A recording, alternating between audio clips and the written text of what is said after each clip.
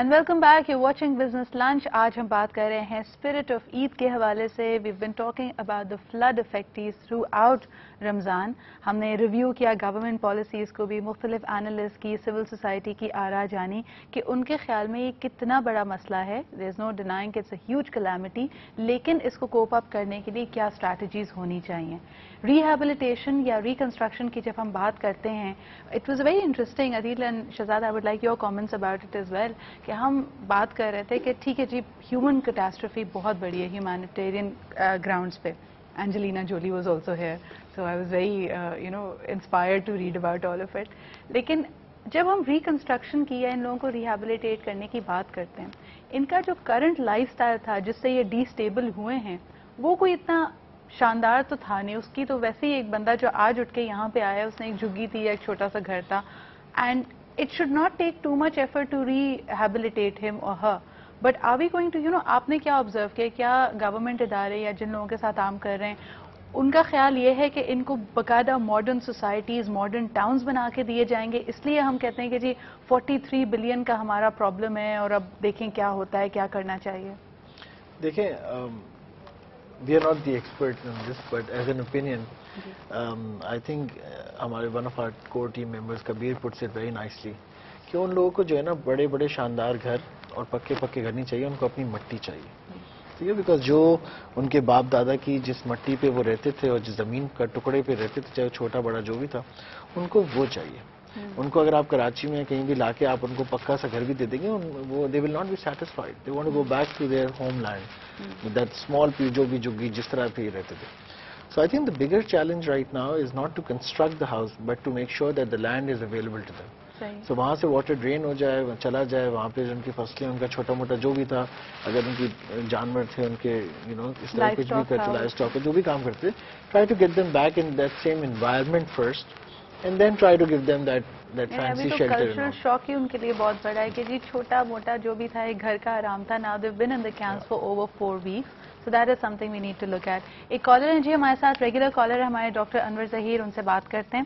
Hello جی، السلام علیکم. وعلیکم. I am Dr. Anwar Zahir from Karachi. Today you have invited the youth of Pakistan. I am very optimistic because they are having the real urge and burning desire to do something for the poor, for the humanity. They are the honest and they are the real patriot. And this is the right time that the government has to go and just to see these youth.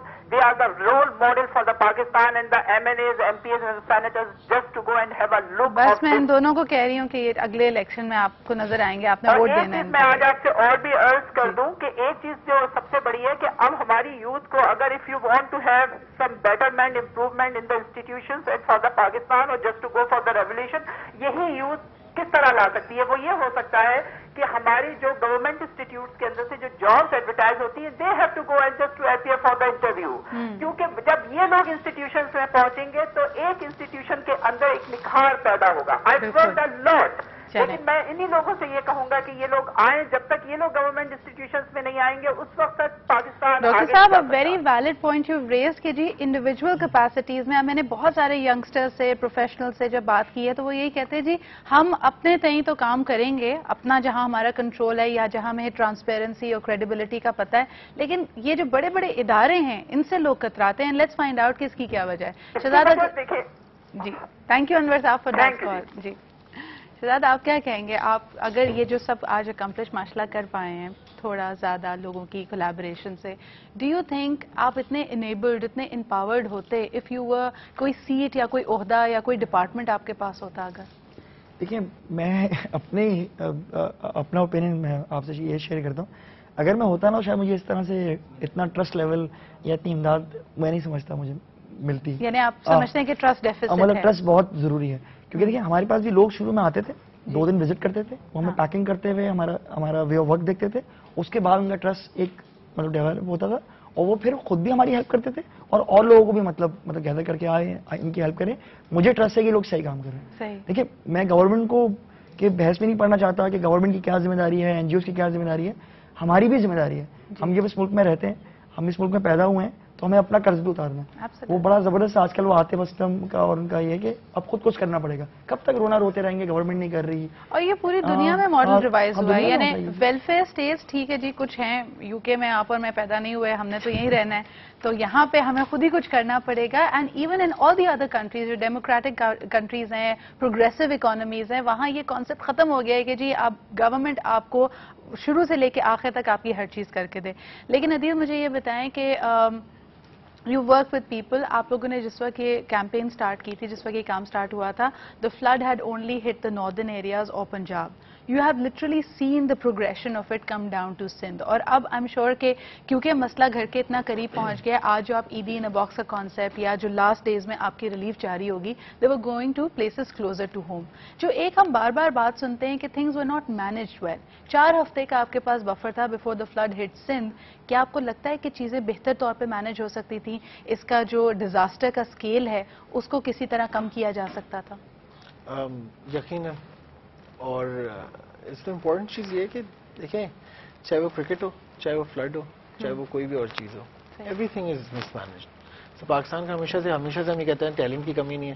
ہمیشہ سے ہم کہتے آ رہے, پڑھتے آ رہے ہیں بچپن سے کہ ہمارے پاس بے تحاشا ذخائر ہیں اور بے تحاشا گاڈ گفٹڈ لینڈز ہیں اور سب چیزیں ہیں, کراپس ہیں اور ہر چیز ہے, چاروں موسم ہیں اور ہر سب کچھ ہے. Perfect ideal state to live in. But there's always a management issue. So flood was again a management. لیکن سندھ کے اندر تھوڑا سا یہ میں مطلب آپ کے پروگرام کی توسط سے لوں, سندھ کے اندر ایک پرابلم یہ بھی تھی, تو ہماری گورنمنٹ نے کچھ نہیں کیا, جو کہ شاید وہ اس انتظار میں تھی کہ شاید وہ سیلاب ٹل جائے گا. دوسرا ہے کہ وہاں کے لوگ موو بھی ہونا نہیں چاہتے تھے, ان کو اپنی مٹی سے, اپنی زمین سے کچھ بہت زیادہ لگا ہوا ہے. ان کو آپ کو لگتا ہے کمیونیکیٹ صحیح کیا گیا تھا کہ یہ ہو سکتا ہے بھائی یہ موو تو کر جانا خیر وہ, چاہیے؟ لیکن باقی وہ اپنی زمین وہ نہیں آئے گا, ہم دیکھ لیں گے.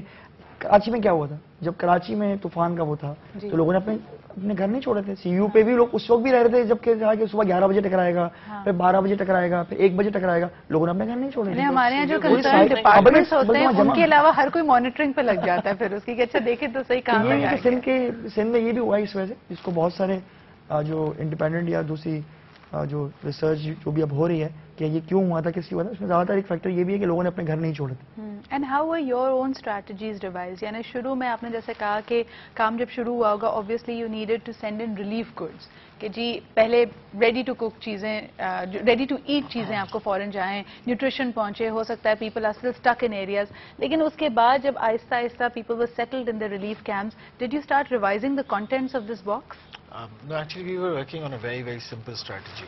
ہم لوگ پہلے دن سے what we were doing is that ready to consume goods کو ہم واٹر پروف پیک کر کے اور ہم آرمی کے حوالے کرتے ہیں. اس کے 2 ریزن سے کہ یہ جو جتنا بھی جہاں تک روڈ نیٹ ورک جا رہا ہے وہاں پہ بہت سارے لوگ کام کر رہے ہیں اور بہت بڑی بڑی آرگنائزیشن, پرائیویٹ آرگنائزیشنز لائک ایدی ہوا, سیلانی ٹرسٹ ہوا, آپ کے آرمی کے اپنے کیمپس ہیں اور different N G Os and different organization نے اپنے اپنے کیمپس لگائے تھے. سب لوگ وہاں گئے اور وہاں پہ انہوں نے کیمپس لگا لی وہاں تک جہاں تک روڈ نیٹ ورک جا رہا ہے. ہمارا شروع سے کانسیپٹ یہ تھا کہ یار وہاں پہ وہ سارے لوگ کام کر رہے ہیں, ہم وہ کام کریں جہاں کوئی اور نہیں جا رہا, اور وہ یہ تھا کہ ہم واٹر پروف کر کے ان کو ریڈی ٹو کنزیوم گڈس دیں تاکہ وہ ہیلی کاپٹر یا بوٹس کے ذریعے ان لوگوں تک پہنچے جو یا تو پانی میں ابھی تک پھنسے ہوئے یا جن تک روڈ کے تھرو نہیں پہنچا سکتا.